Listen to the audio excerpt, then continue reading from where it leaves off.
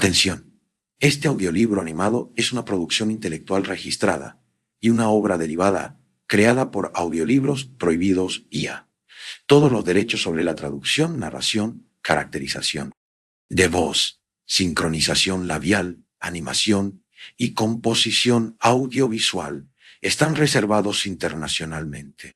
Queda estrictamente prohibida cualquier forma de reproducción, distribución, modificación, extracción, realización de copias o uso comercial. No se otorga ningún tipo de autorización o permiso para su uso fuera de esta plataforma. Las infracciones serán perseguidas legalmente hasta la salida. Últimas consecuencias. Disfrute de esta obra única. Dimitrios Vikelas, en casa del oculista primero. El comedor del doctor en el que los clientes aguardaban el turno de la visita estaba casi vacío. Eran las 11 de la mañana y el doctor recibía desde las 9 a las 11:30. Por la mañana, a primera hora, hacía su visita al hospital y después del mediodía visitaba a los enfermos en sus casas. Su caigo. Su colegiano hay, atacan común, peñón que como son de ellos.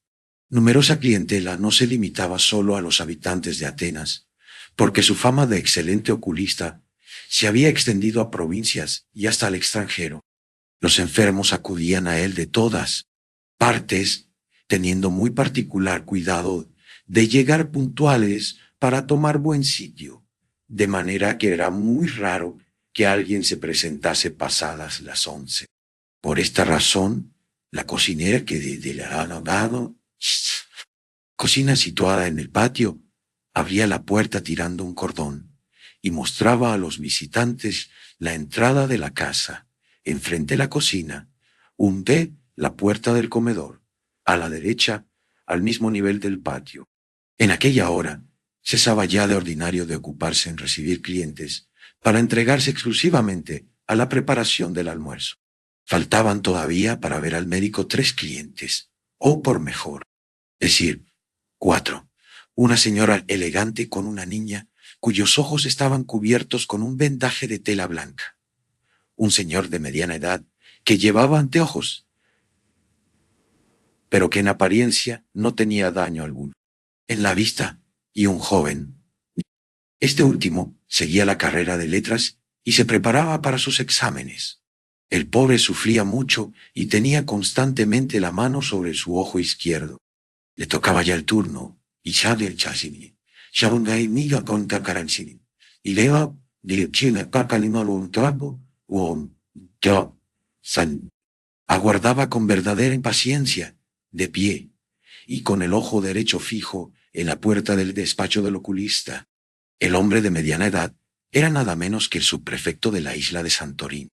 Aprovechando su permanencia en Atenas, iba a consultar al oculista gratis, porque ya le había pagado una consulta un año antes, a fin de saber si debía cambiar sus cristales por otros más fuertes. El buen subprefecto se moría de ganas de entablar conversación con los que se encontraban en el salón de espera a fin de pasar mejor y más aprisa el tiempo, pero sus tentativas para lograrlo fracasaron. Todas así.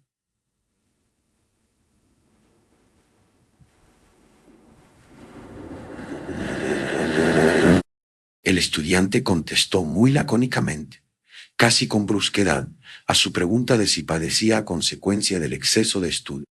La dama elegante dando a entender que no había oído las frases. De galantería a propósito de la paciencia de su hija, continuó hablando con ella en voz tan baja que apenas se oía su murmullo. Desesperado, el subprefecto metió su mano en la faltriquera y después de haber revuelto y buscado entre los diferentes papeles, sacó el diario de la isla de Santorín, recibido días antes, y comenzó a leer el artículo de fondo, el cual se sabía de memoria, pero con la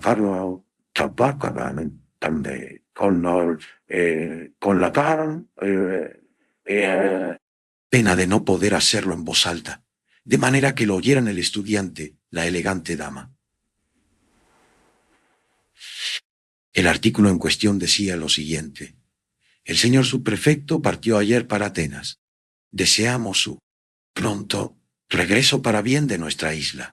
Y sin embargo, con verdadero dolor, nacido de un sentimiento de egoísmo, reproducimos, cumpliendo con el deber de periodistas, el rumor que corre hace días en Ensch, la capital, de que el subprefecto ha sido llamado por el gobierno para destinarle a un lugar más elevado y más digno de sus grandes merecimientos. Nada de esto era exacto. En primer lugar, nadie cesáis había ocupado en la capital del subprefecto de Santorín. Luego, el dicho señor subprefecto no fue llamado por el gobierno, sino que se había marchado gracias a una licencia conseguida con mucha pena. Trabajó por pretexto de salud.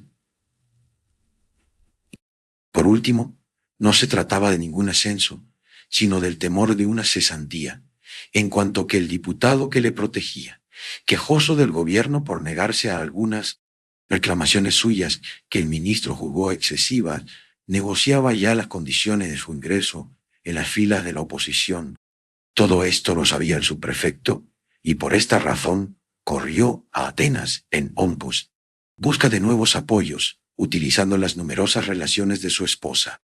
Por fortuna para él, el asunto se había arreglado gracias a recíprocas concesiones, y el diputado continuó dando sus votos al ministerio y siendo fiel a sus convicciones políticas y a sus sentimientos patrióticos. Y el subprefecto, tranquilo en su cargo, pudo pensar en el número de sus espejuelos, justificando de esta suerte la licencia de su marcha a punto. Todo esto se ha dicho en paréntesis. El artículo seguía en el mismo tono. Sin querer hacer agravio a su desconocido sucesor, no podemos menos de expresar nuestro profundo, sincero pesar ante la amenaza de la pérdida de tal subprefecto. Nos queda, empero, la esperanza de que, llevado de su bondad para nuestra isla, tantas veces demostrada, aprovechará todos los ascensos de su carrera en beneficio de la misma, continuando prestándole su atención y el concurso de su ilustrada inteligencia. El artículo proseguía en el mismo tono, ensalzando al subprefecto hasta las nubes digna. Nubes. Bien conocía él al articulista. Era un primo de su mujer, al que consiguió nombrar maestro de la escuela de Santorín, gracias a la influencia del citado diputado. Conocía también que aquellas frases no traducían exactamente los sentimientos de sus administrados, ni decían tampoco toda y sola la verdad. Mas no por eso le alegraba y le halagaba menos el ver su nombre celebrado en letras de molde, y, mientras lo leía, pensaba de qué medios se valdría para lograr la reproducción del artículo, aunque fuera en extracto, en algún periódico de Atenas, y se recreaba de antemano con la impresión que el diario de la capital causaría en Santorín, sobre todo en Fulano y Mengano, los caciques de la facción contraria. Segundo, nuestro subprefecto leía, pues, o hacía ver que leía, en tanto que la dama, elegante, y su hijita continuaban cambiando sus murmullos, y que el estudiante, de pie siempre, aguardaba que la puerta se abriera. Una calma completa reinaba en el comedor. De pronto, oyóse en la parte de afuera una conversación muy animada. Al principio, como que la discusión tenía lugar en el patio, no se distinguía claramente el asunto, pero gradualmente las personas se fueron acercando a la puerta. Dos voces eran las que se oían, la de la criada y otra de una mujer.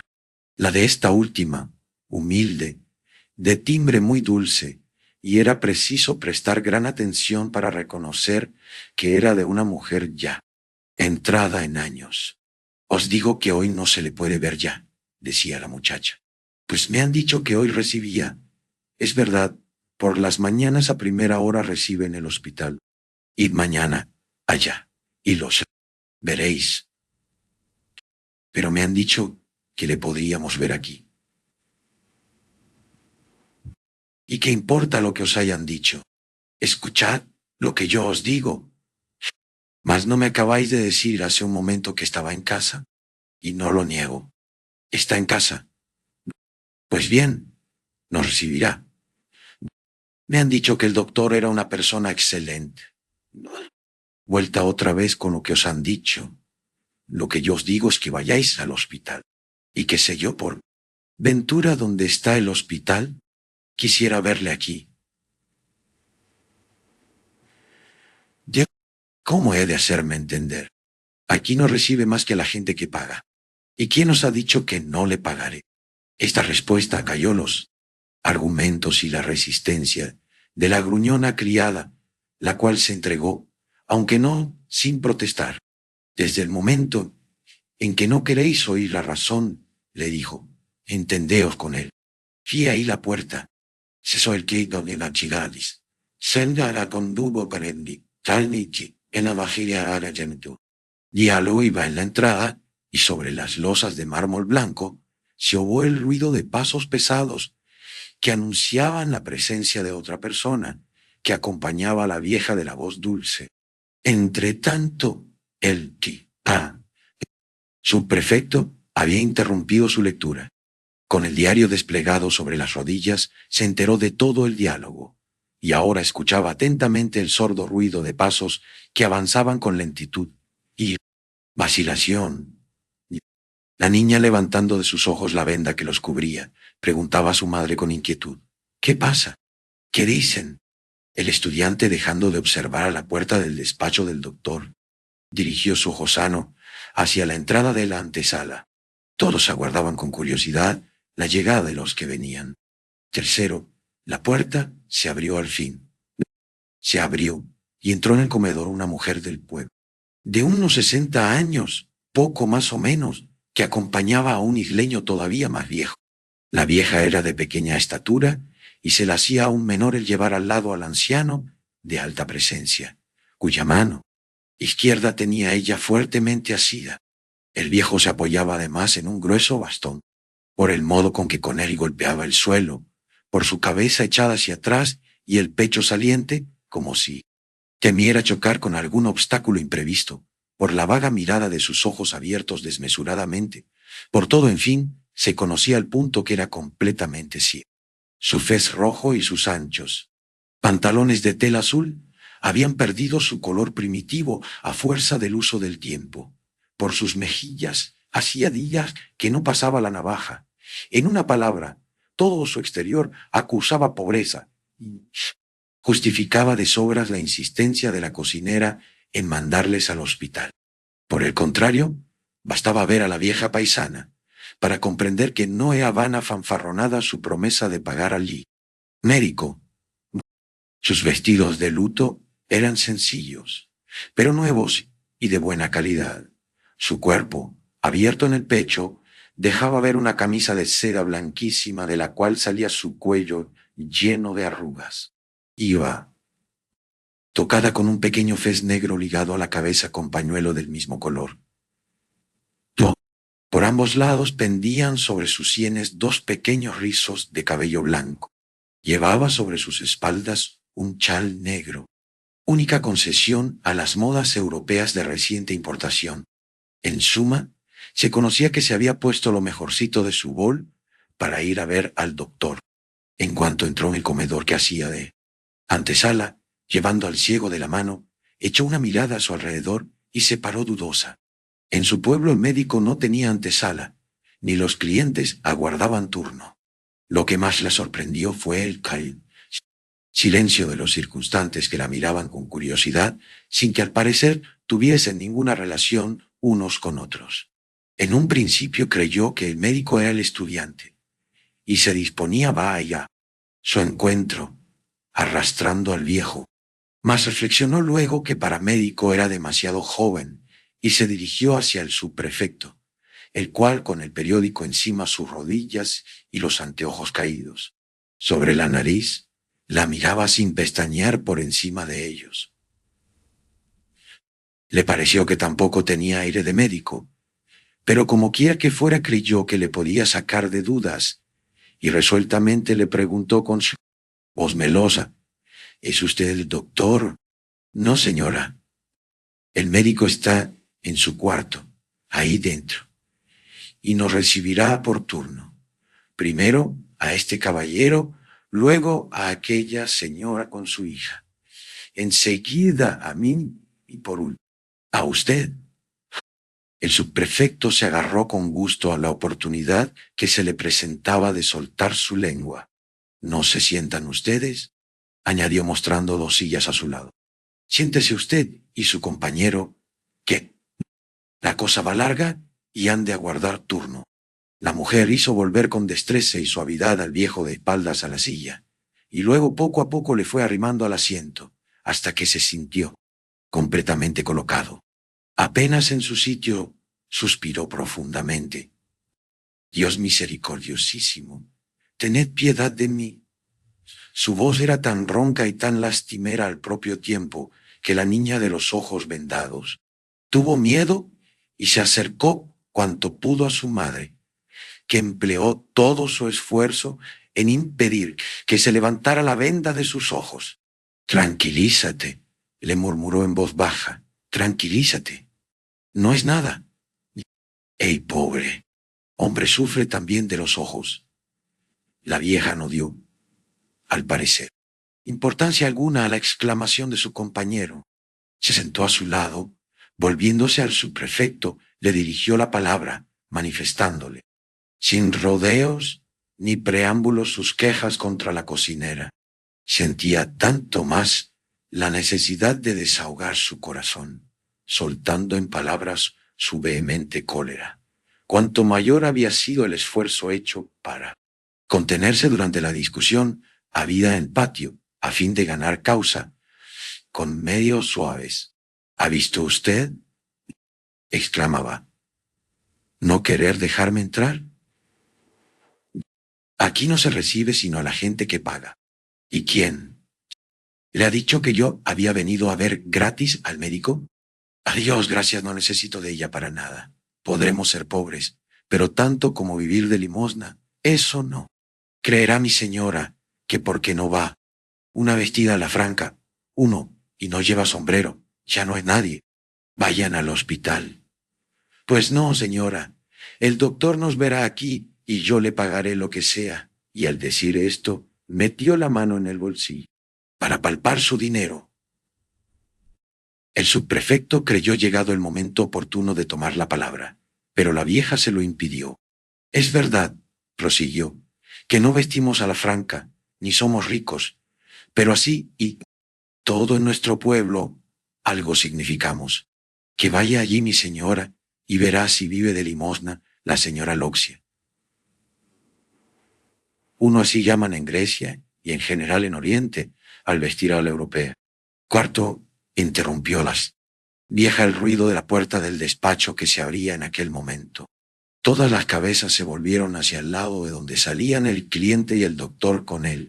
El cliente, atravesando el comedor, se marchó. El doctor, deteniéndose en el dintel de la puerta, miró uno a uno a los que aguardaban turno e hizo una señal al estudiante, que se apresuró a entrar en su despacho. La puerta volvióse a cerrar. De nuevo. La señora Loxia se levantó en cuanto la vio abrir y, metiendo la mano en su seno, sacó de los pliegues de su camisa de seda una carta en ademán de entregarla al doctor, pero al ver que él cae al punto, doctor no se fijaba en ella. Volvió la carta a su lugar y se sentó.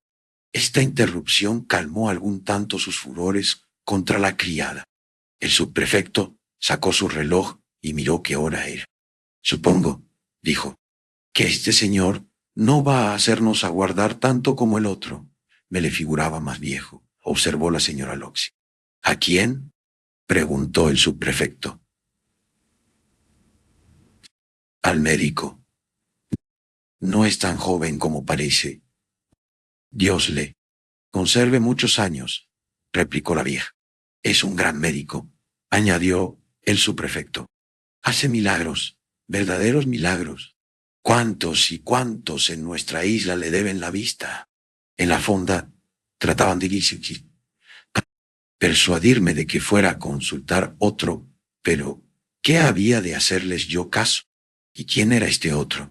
La señora Loxia dijo aquí el nombre del oculista antes citado.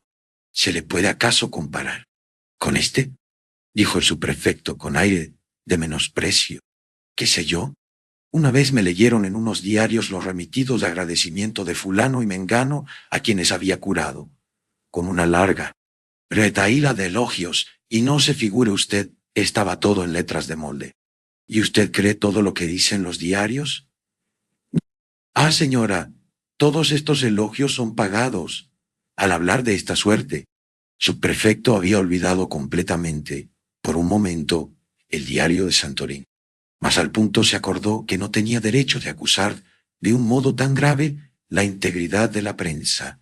Volviendo los ojos al diario, todavía desplegado sobre sus rodillas, lo dobló con cuidado y lo guardó en su bolsillo. De repente, en medio del corto silencio motivado por las secretas reflexiones del subprefecto A, propósito de la prensa, volvió a resonar de nuevo la voz lúgubre del ciego en el comedor. Dios misericordiosísimo, tened piedad de mí. La señora Loxia hizo como que no oía la exclamación repetida del viejo, y con ademán de impaciencia se acomodó el chal sobre sus espaldas. El subprefecto volvió a arreglarse los anteojos encima de su nariz. ¿Es su esposo? Preguntó. No, señor, contestó la vieja. Secamente, no es mi marido. Es cosa muy singular que todo el mundo tenga que hacerme la misma pregunta. ¿Es vuestro marido? Hasta la criada, lo mismo que todos, acaba de decir también. ¿Es vuestro marido? No parece sino que aquí no van junto más que los casados. Dispense, señora, mi indiscreción. No tuve intención de ofenderla. No me ofende usted, caballero, ni le hago cargos por haberme hecho tal pregunta. La culpa la tiene la gente que se mete siempre en cosas que no le importa. Aunque la señora Loxia dijo esto ingenuamente y sin ninguna malicia, el subprefecto consideró como una especie de injuria la lección que se le acababa de dar, y tanto más le molestó cuanto al volverse del lado de la dama elegante, la vio sonreír como con cierto aire de aprobación, y ya se disponía a contestarla, de manera que no tuviera ganas de volver a las andadas cuando la puerta del gabinete se abrió otra vez. El estudiante, tapándose el ojo con la mano, con la expresión de un hombre que acaba de sufrir una cauterización, se retiró, mientras la dama elegante, a una muda indicación del doctor, entró en el gabinete con su hijita. El subprefecto olvidó la cometida de que acababa de ser víctima o la causal. Perdonó tal vez, viendo que la dama en cuestión no estaba ya adelante. Sacó de nuevo el reloj y miró la hora. ¿Qué es lo que tendrá esta pobre niña?, preguntó la señora Loxia. Vaya, vaya, exclamó el subprefecto, lleno de satisfacción, con que también le pica la curiosidad, el informarse de cosas que no la interesan para nada, y después la molesta a usted que le hagan la más sencilla pregunta. No me he enterado de lo que tiene la muchacha, ni la conozco siquiera. La vieja llevó la mano a sus labios y, rodeando con gracia su boca con los dedos, trató de disimular la sonrisa que sus ojos descubrían. En lugar de excusarse, dirigió al subprefecto una nueva y doble pregunta. ¿No conoce usted a esta señora? ¿Será pues extranjera? No puedo contestar a esta pregunta porque no soy de aquí. ¿En dónde, pues, reside usted? Soy el subprefecto de Santorín. Y poniendo instintivamente la mano al bolsillo, palpó el consabido diario. De buena gana hubiera dado a leer a la vieja aquel artículo, pero pensó que no le convidaban las circunstancias, y retiró la mano vacía. «Ah, con que el señor es subprefecto», replicó al punto la vieja. «Le deseo que muy pronto ascienda a prefecto». «Gracias, señora. Dios lo haga». «¿Y de qué partido es usted?» «Soy ministerial». «Qué lástima». «Entonces no será usted prefecto pronto». «¿Y por qué?» «Porque caerá el ministerio. Sus días están contados». «Veo que también se ocupa usted de política, señora Loxia». «¿Y quién no lo hace en los tiempos que corremos, señor subprefecto?» El ciego interrumpió su conversación, suspirando todavía otra vez de lo más profundo de su corazón. Dios misericordiosísimo, apiádate de mí. El subprefecto interrogó a la vieja con sus ojos y poniéndose el índice en la frente, lo sacudió repetidamente, como queriendo decir, ¿no esté en sus cabales? La señora Loxia contestó con la cabeza negativamente y puso primero la mano en los ojos, cerrándolos, y luego sobre su corazón. El subprefecto comprendió que el viejo, después que perdió la vista, sufría una profunda melancolía. Este diálogo mudo estableció relaciones casi familiares entre la vieja y el subprefecto.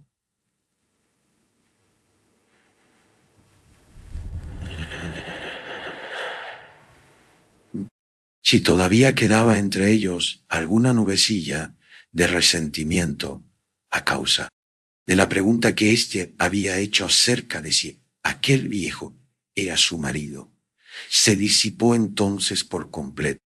Reanudaron pues la conversación, interrumpida momentáneamente, con mayor intimidad que antes.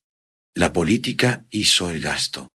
La señora Loxia contó detenidamente las peripecias de la última lucha electoral en su isla, sin ocultar ni la parte activa que tomó en favor del candidato de la oposición que por desgracia había fracasado en su empeño, ni sus esperanzas en la próxima caída del partido que estaba en el poder. El subprefecto comenzaba a impacientarse, sobre todo porque le tocaba tomar una parte tan pasiva en la conversación, en la que sólo alcanzaba a mezclar de vez en cuando alguna palabra, interrumpiendo la elocuencia a chorro continuo de su interlocutora, la señora Loxia Pondo. Por otro lado, toda su atención estaba vuelta hacia la puerta del médico, la cual se abrió al fin, saliendo la dama elegante con su hijita. El subprefecto cogió su sombrero a toda prisa y siguió al doctor a su gabinete para consultarle el número de sus anteojos. Y la señora Loxia y el ciego quedaron solos. Ya llegó nuestro turno, Yanni. Ahora nos verá el médico. ¿Oyes? El ciego no contestó. Era la primera vez que la vieja le dirigía la palabra desde que entraron en casa del oculista. La silenciosa melancolía del viejo no casaba bien con su locuacidad. Es verdad que era capaz de hablar por dos, pero era para ello preciso que tuviera delante a alguien que hiciera ademán de escucharla, ya por medio de una observación o interrupción, ya, cuando menos, por la expresión de sus ojos. Ninguna de estas satisfacciones podía darle el pobre viejo Yanni. Sus ojos no tenían mirada y sus labios difícilmente se abrían. Con todo, la buena señora Loxia quiso mover un poco a aquel desgraciado, ya que entonces había de verle el médico. Ya ves cómo viene la gente de todas partes para consultarle, continuó. ¿Cuánto tiempo tenemos que aguardar? ¿No es cierto? Vaya que es un gran médico. También te curará, Yanni, con la ayuda de Dios. ¿Oyes? Por toda contestación, el viejo lanzó un suspiro. No me vuelvas otra vez con aquel Dios misericordiosísimo, prosiguió la vieja con viveza. ¿Me partes el corazón? Y luego te oyen todos y creen que eres digno de compasión. ¿Acaso no lo soy? Replicó el viejo melancólicamente. Va, otra vez me vendrás con tus historias de siempre. Que eres una carga para mí, que es una lástima los gastos que me ocasionas, que mal hayan los médicos, que esto y que lo otro, di cuanto quieras, ya que conseguí llevarte aquí. Lo que sí has de saber es que no me de nada. Te lo dije y lo repito. No vine aquí por ti, vine por asuntos propios. ¿Ya? Buenos asuntos, murmuró el viejo. La vieja fingió que no oía esa frase de desconfianza y siguió diciendo, ¿y qué me costaba? Dime, llevarte conmigo. Ni tuve que pagar pasaje, porque el capitán no lo admitió. ¿He de ponerte acaso en cuenta el pan que conmigo comes? Me ofendes con que digas eso, Yanni, y hasta aún que lo pienses. Y en fin, sea como quiera, tengo el deber de no abandonarte. Sí, lo tengo. Debo dar gracias a Dios porque estoy en posición de hacerlo. Como no dejo a nadie detrás de mí, a nadie perjudico con hacer mi santa voluntad. Y que mayor placer me deja mi pobreza que ser útil a los demás mientras pueda. No pienses, pues, en estas cosas, Yanni, que Dios te permita ver la luz, y entonces quedaré más que recompensada. Si es que algo he hecho por ti, ya no veré más la luz, murmuró el viejo, con honda pena. No te desesperes, hombre. ¿Cuántos y cuántos no se han curado? ¿Quieres que te los nombre uno a uno? También tenían ojos como tú, y como tú los perdieron, y Dios bondadoso se los devolvió. Dios misericordiosísimo. Por Dios, ya ni te lo pido otra vez. No vuelvas a quejarte de este modo. ¿No? Ichi, wow. Dilo en tu corazón, que Dios ya lo oirá. Es que lo quiero oír yo. Al menos así me consuelo. Pues bien, dilo cuanto quieras, ya que eso te alivia. La señora Loxia se levantó consigo. Alguna impaciencia, no solo porque sentía la necesidad de distraer, moviéndose un poco, la profunda tristeza que le habían causado las exclamaciones del ciego, sino por la curiosidad de pasar sus ojos por los muebles del comedor.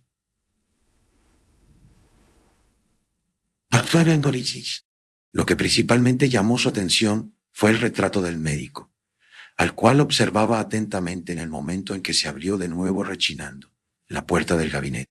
El subprefecto, al salir, la saludó amistosamente, sin que ella lo notara. Corriendo hacia el ciego, le tomó de la mano, le levantó, y con él se dirigió hacia el médico, que se quedó parado en el dintel de la puerta.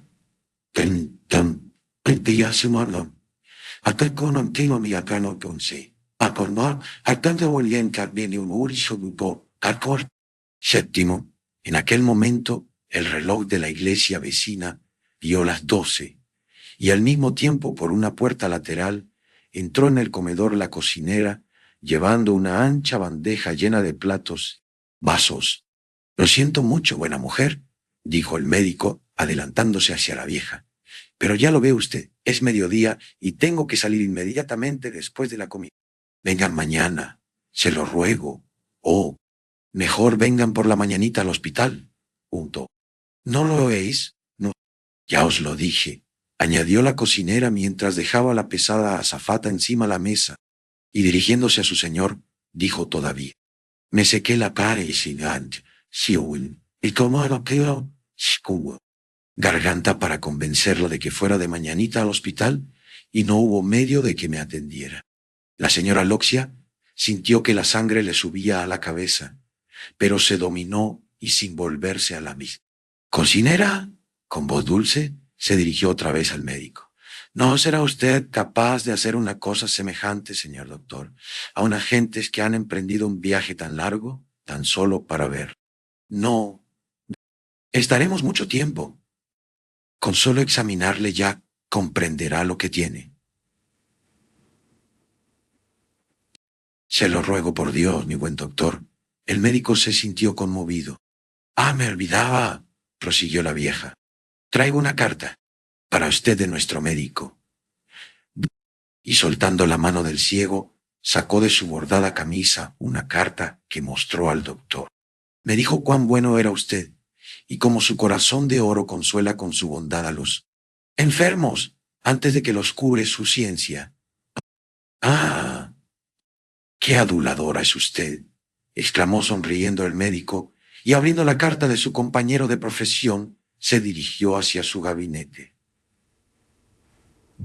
La señora Loxia, arrastrando al ciego, lanzó sobre la cocinera una mirada de triunfo y siguió a su despacho al médico que iba leyendo la carta.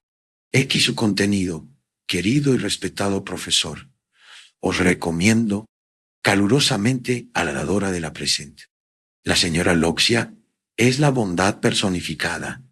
Es quizás la mujer más rica del pueblo y aún de la isla entera, y sin embargo vive pobremente como una lugareña, gastando todo su dinero en obras buenas y consolando a los que tienen necesidad de su auxilio. Esto no le impide conocer lo que conviene a sus intereses y no permite nunca que nadie abuse de su bondad, y sabe ponerse seria cuando tropieza con quien quiera burlarse de ella. Por lo demás es la misma caridad en persona, como la llaman los aldeanos. Supe confidencialmente por su notario que, después de su muerte, deja toda su fortuna a la escuela de su pueblo. Pero la señora Loxia no solo piensa en hacer buenas obras, sobreviviéndose a su muerte, es también una verdadera potencia, ejerciendo una influencia no despreciable, la cual espero que no me será del todo inútil en las próximas elecciones a las que me propongo presentarme candidato, con vuestro permiso, para corresponder a las exhortaciones de muchos amigos míos políticos, confiando en que vuestra atenta acogida me proporcionará nuevos títulos a la benevolencia de mi querida paisana.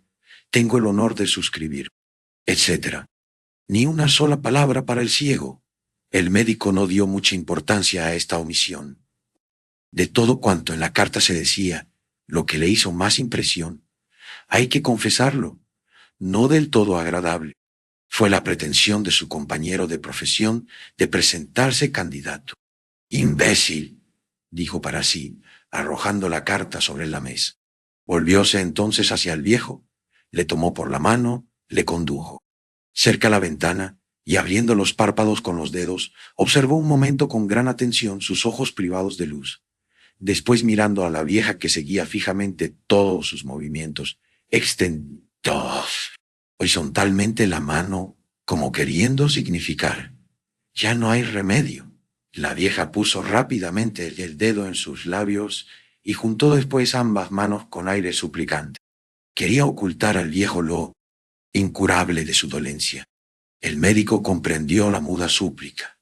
Estaba acostumbrado a animar a los pacientes con engañosas esperanzas. «¿Cuánto tiempo hace que no veis?», preguntó al ciego. La señora Loxia se apresuró a contestar en su lugar. «Hace ahora 3 años que su vista comenzó a disminuir.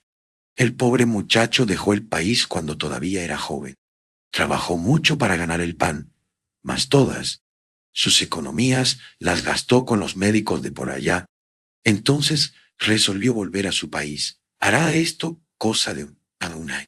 Todavía veía un poco. Distinguía el día de la noche. De 3 meses a esta parte, no ve nada. Todo es negro», dice. «Todo negro», repitió el ciego con su lúgubre voz. La vieja enjugó sus párpados con sus dedos para detener una lágrima próxima a caer. El médico la observó con mirada, llena de simpatía. «¿Es acaso su marido?», preguntó. «No», respondió la vieja, sin que su respuesta expresase ni la irritación ni la impaciencia con que poco antes acogió la misma pregunta hecha por el subprefecto. «¿Su hermano, pues?», continuó preguntando el médico. «Tampoco». «¿Su amante?», dijo el doctor sonriendo. La señora Loxia se llevó otra vez la mano a sus labios, según su costumbre, para ocultar una maliciosa sonrisa. «Es mi compatriota», dijo al fin, tras de algunos momentos de silencio. El doctor la observaba sonriendo también. «El pobre», continuó, «no tiene pariente alguno. Le conozco desde que éramos muchachos. Yo también estoy sola, sin familia. Los dos estamos muy cerca del término de nuestra vida. Si él me viera a mí ciega, me enseñaría el camino del sepulcro. Yo conservo mis ojos. Todavía ahí. ¿Me comprende usted?». «Comprendo, sí, que es usted una excelente cristiana», respondió el doctor. Y dirigiéndose al ciego, añadió: «Habéis de estar muy agradecido a Dios por haberos hecho conocer una persona tan caritativa». «Alabado sea Dios», suspiró el viejo.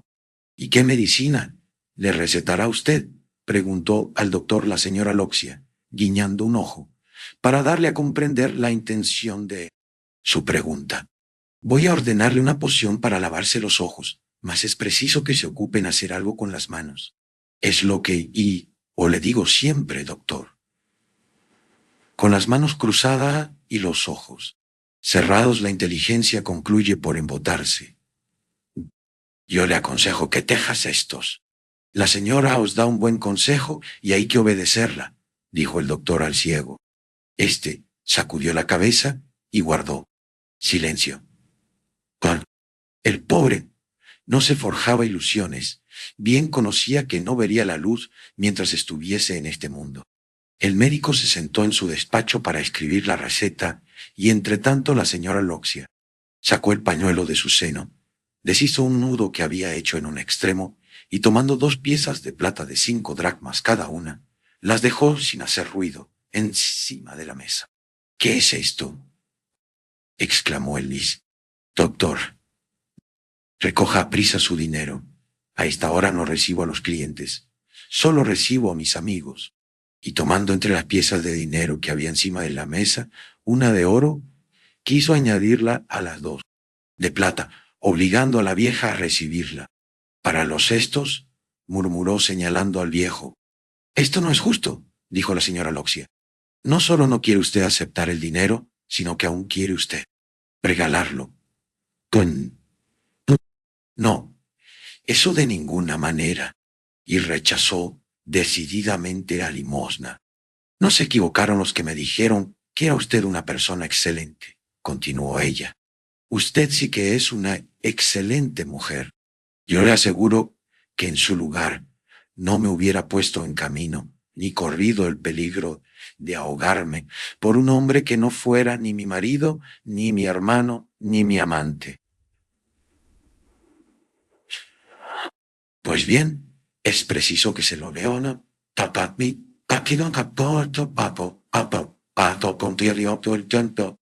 Diga todo, mi querido doctor, y volvió a ocultar con su mano una sonrisa. Es verdad que no es ni mi marido, ni mi hermano, un té que tampoco es mi amante, mas, ¿cómo he de decirlo? Hubo un tiempo en que lo fue. Que nuto, dos. ¿Me comprende usted? Por causa mía, dejó su país cuando me casaron. Mis padres no le querían porque no tenía nada. Mas si me hubieran consultado a mí, yo no hubiera escogido otro que él. Era entonces un arrogante mozo y muy fiel. Oh, lo que es fiel bien lo ha demostrado, pues nunca se ha casado. Se marchó joven y guapo, y ha vuelto viejo y ciego. Durante su ausencia he enterrado a mi marido y a todos mis hijos. Después nos hemos encontrado todavía, uno al lado del otro, y los dos desgraciados. Mas ¿qué hacerle? La juventud pasa y no vuelve más. ¿Me comprende usted? Ahora, aunque sola y triste, no me hace falta. Pero no por eso he de abandonarle sin ayuda alguna, en la oscuridad, en las tinieblas. ¿Me comprende usted? ¿No es verdad que no debo hacerlo? María, María, gritó el doctor llamando a la criada. Poned 2 cubiertos más a la mesa.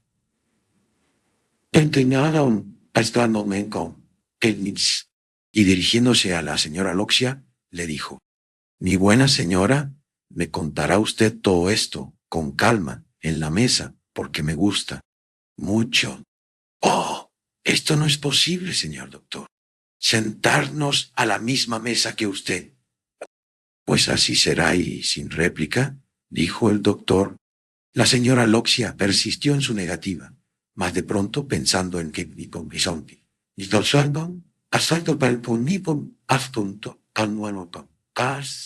la criada no pudo resistir al placer de vengarse de ella, sentándose en la misma mesa de su amo, ella que había querido darles con la puerta en las narices. Pues que así lo quiere usted, señor. Doctor, sea. Beberemos un vaso de vino a su salud, después le dejaremos. Y tomando al ciego por la mano, siguió al doctor al comedor. Dios misericordiosísimo. Comenzó de nuevo el ciego. Silencio. Yani, que no te oiga el doctor. Y Yani calló.